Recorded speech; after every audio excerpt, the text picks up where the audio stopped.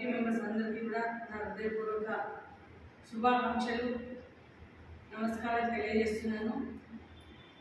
నిజంగా Narayana charitable trust first starting చేస్తా ఉంటే ఏదో అనుకున్నాం, కానీ వస్తూ వస్తూ మంచి కార్యక్రమాలు నల్గొండలో పెట్టినటువంటి ఉచిత వైద్య శిబిరానికి కూడా మాకు కూడా ఆహ్వానించారు. అక్కడ కూడా మేము వచ్చినాము. చాలామందికి ఉచితంగా వైద్య సేవలు అందించారు అక్కడ కూడా. ఇలాంటి కార్యక్రమాలు ఇంకా చాలా చాలా నిర్వహించాలి. ముఖ్యంగా దీని కాన్సెప్ట్ పేద ప్రజలకి, గ్రామీణ ప్రజలకి ఉచితంగా వైద్య సేవలు అందించాలి అనే ఒక భావన రావడమే చాలా గొప్ప ఇదిగా భావించాలి. మనము దీంట్లో భాగస్వాములుగా మమ్మల్ని కూడా కార్యక్రమానికి పిలుస్తున్నందుకు నిజంగా చాలా సంతోషము, ధన్యవాదాలు తెలియజేస్తున్నాము.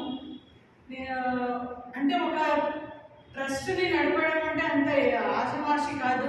ఏదో కార్యక్రమానికి వెళ్ళామా వచ్చామా అంటే అది మనకి ఈజీగానే ఉంటుంది.